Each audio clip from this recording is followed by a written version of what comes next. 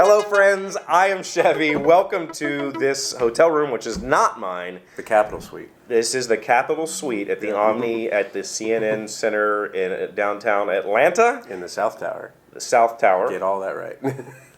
Okay. How was your day today? I hope it's great. As always, please tell me in the comments down below. But today we have somebody special, so I'm just going to jump into this. This is Scott Morris, the president of Passport Games Studios. Yeah. Hi, Internet. You've been the president now for half a year? Or? Almost a year. Almost January. Oh, that's right. Started in January. The time flies. Dang. Tempest fugit.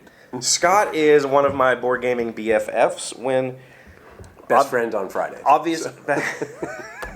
Yeah. Obviously, we see each other at shows because we basically go to all of them. And so when it comes to exhibitors and publishers, we're kind of all a big family. This is one of those industries where there is competition in the sense that we're all making games that we want to sell, but at the same time, there's room for all of us, and so we kind of cheer each other on, and we become a bit of a traveling family. Yeah, we're kind of like carnival family. That's what some of us have talked about, right? Carnies, yeah. Yeah, total carnies. Yeah. Yeah. That's the voice of God. And so Scott just got back literally from a European trip, not today. Yesterday. Just in general. Or 2 days ago. He went to his first Essen fair Yep. as the president of Passport Game Studios. First Essen period overall. Yeah. Yeah. And I haven't been to Essen, maybe next year. How was that adventure? It was grand. It was big. It was grand? Bigger than you expected? Physically, yeah.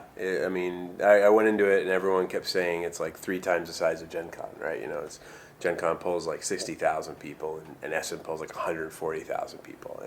And it was physically big. It sometimes felt like a rat in The Secret of Nim, just, running around in different directions trying to find where you're going. But once you, like any other convention, even if it's your first time, once you get the lay of the land, you kind of know where to run and where to go. It's kind of like walking through IKEA. You know how you walk through IKEA and there's arrows pointing you where to go, but if you're smart and see the little doors to cheat through, you can get through pretty quick. Did you feel like the crowd was really that much bigger? No, I didn't. The show space. Yeah, I think it was a show space. I really didn't. They feel count the crowd was turnstiles, bigger. not individual sales, right? Yeah. So if you figure 4 days, 150,000 people, it's about the same size as Gen Con, right? In terms of people. Too much smoke. Stop smoking, Essen. Just stop smoking. That was in the fair. Yeah, like people were smoking in the booths while they were setting up, which was culturally for me that was interesting. I live in Austin, Texas, which is a smoke-free city, and you don't really realize, I think, and mind you, this is nothing against anyone who smokes. It's your choice. But when you live in a city that doesn't have smoke, and then you walk into a city that it appears and feels like everyone smokes, it's a cultural shock.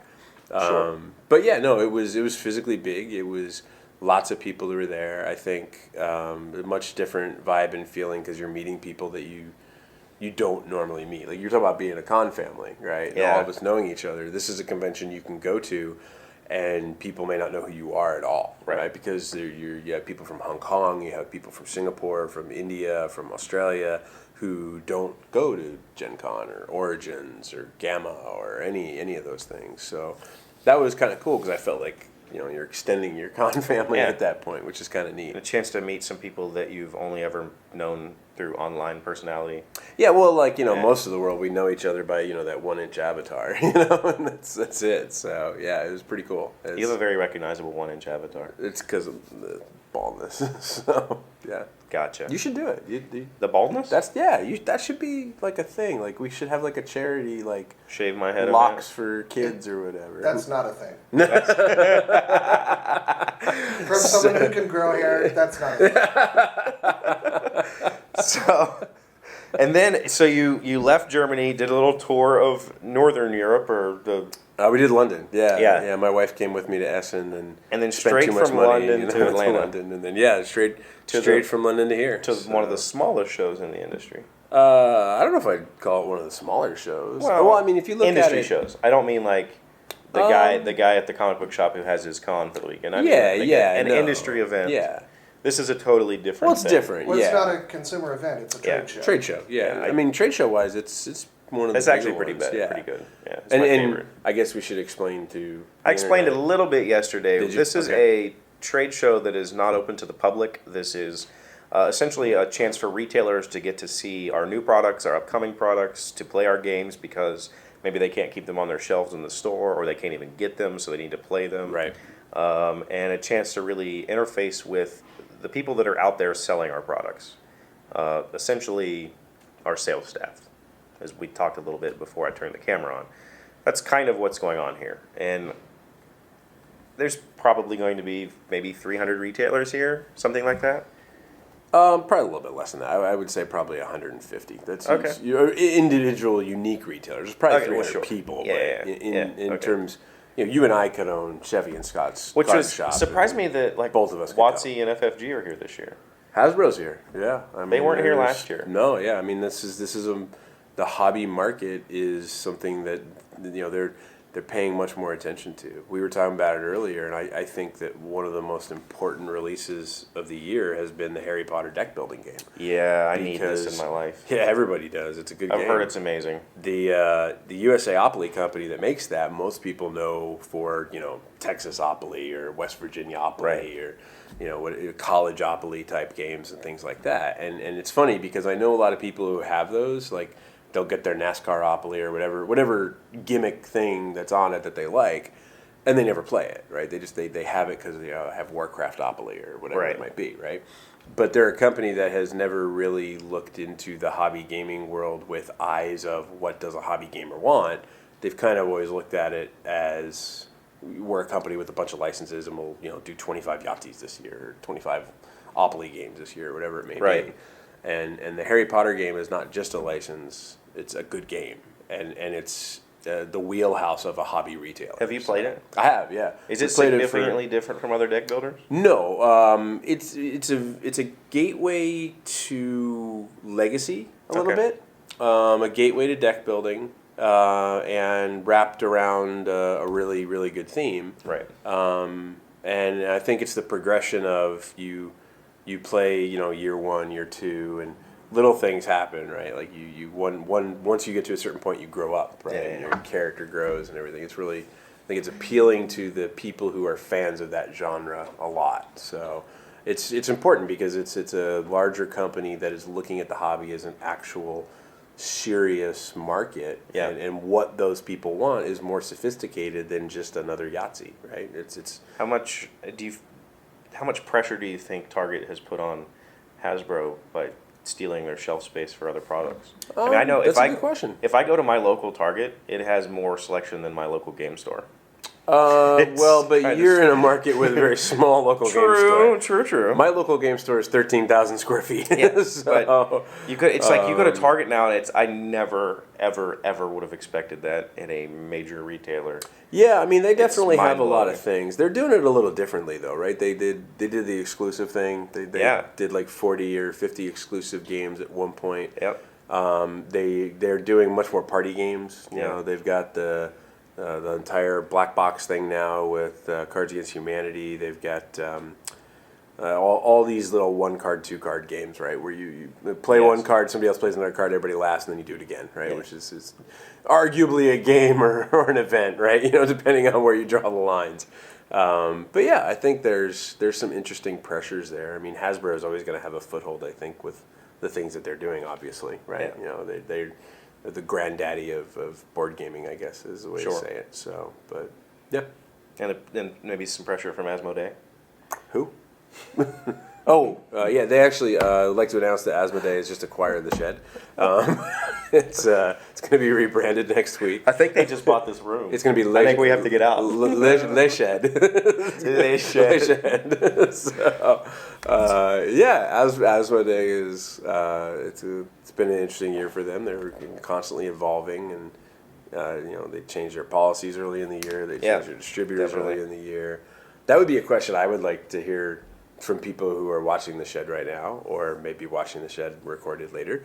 Has any of the Asmodee North America changes affected you and your purchasing from wherever you may purchase, whether it's online or local retailer or anything like that. That's Yes. Yeah, I'm sure it has. I'm definitely curious about Yeah, that. I'm sure it has. I'm Please curious to hear comments about that. down below if you have anything to say about that whole situation. Because as publishers, we look at it with a raised eyebrow because we're not really sure what's going to happen. Kind of waiting to see. Well, it affects people differently, right? Yeah, It exactly. affects the distributor differently than it affects the retailer, and it affects the retailer differently than it affects the consumer. And ultimately, at the end of the day, my goal is to get good games in your hands, and that's what I think every publisher's goal should be, right? Yeah. Apart from world domination, of course, right? I mean, right. yeah, that's why you're an international company, right? We're international, yeah. We're looking to buy Hasbro. So You should. I mean, yeah. That's the goal. Imperial assault settlers, right? I mean, that could be good. I'm in. Why not? I'm in. I would play I that would game. play that game twice. You have to play a card, then move your meeples along this little dungeon track. Yeah. Yeah, it'd be cool. That'd be cool. All right. Well, this is Scott, and do you still have a channel? It is. Do you still use it? I do. Yeah, it's more discussions than it is video reviews. I will link his channel down below. Scott used to Critshappen.com. It's easy. Yeah, he used to do a ton of reviews, but it's kind of a weird space when you become the president of a publisher. Well, when I started like in the industry, I didn't want any impropriety at all. Right. I was like, as genuine as I know I could be with something, there's no point in me giving a good or bad review to a game that anybody could objectively say, oh, well, you're competing against them, or Right. you're not competing against them, or, no point in that. So I like to make it more discussion. It's like still you do. worth looking at. Thank you. It is. It is. I'm cute. Some of that too. It's hard. Being Yes. this pretty, it's hard. Yes. So, But thank you guys for being here. As always, please leave us some comments down below about the Asmodee thing, and also tell me about your day. I love hearing from you guys every single day. Thank you for making me a part of the day. Don't forget to like, subscribe, and comment, and I'll see you tomorrow. follow, Insta tweet, the whole 9 yards. Hey, Doc, wait! I want to ask you something. Today's comment from the internet comes from Wikipedia. It's a new site, probably going to be very popular in the day. It says, what percentage of the world population are left-handed? Do you know? You're left-handed. I'm left-handed. You are left-handed. That's I'm going to guess 15%. you spelled "I'm feeling curious" wrong. That's Just fine. So you know, but Thank it still you. worked. In Thank this you. room, it's 33%. So That's right. It is. I would say close. Left-handedness is less common than right-handedness. Left-handed people are more skillful with their left hands when performing tasks. Studies suggest that approximately I said 15. 10% of the world's population is left-handed. Mixed-handedness is the change of hand preference between tasks. Well, that's me. That's I always knew that as ambidextrous. I'm ambidextrous. You're Me too. Are you not just curious? You're ambidextrous. I'm not ambicurious. Okay. You're ambicurious. That's interesting. Now the real question. Bidextrous. Bidextrous. Yes. Bidextrous. Ladies, gentlemen, and those of you who haven't made up your minds yet. Yes, there you go. So that is your crazy what was Random it? fact. Random fact of the day. Shall we do one more since there's two of us? Okay, go for Let's it. go random. This one says ask another question. Hit the button. We're gonna hit the button. Survey says, who introduced hello to answer the telephone? What? Guess Do people from- still say hello? Most people answer the phone like this is whoever now. Hey. I just say this is Chevee. Yeah, most people do say Who, that. like, is it a person or is it a nationality? I'm gonna or is say- it a... I think it's a person. I'm going to say Thomas Edison. That's a long stretch. You are correct, apparently. Hello wasn't used as a greeting until many years later when the telephone was invented. Inventor Thomas Edison is given credit for suggesting the use of hello as a standard greeting when answering the phone. Edison's competitor, Alexander Graham Bell, had his own idea for proper telephone greeting. But they don't tell you what it is. So that's your job, Google, or internet, or interwebs. Tell or me Instagrams, what Bell wanted it to be. Instabook. Go figure out what Bell is. And the first person who comments below will get applauded by the rest of the internet.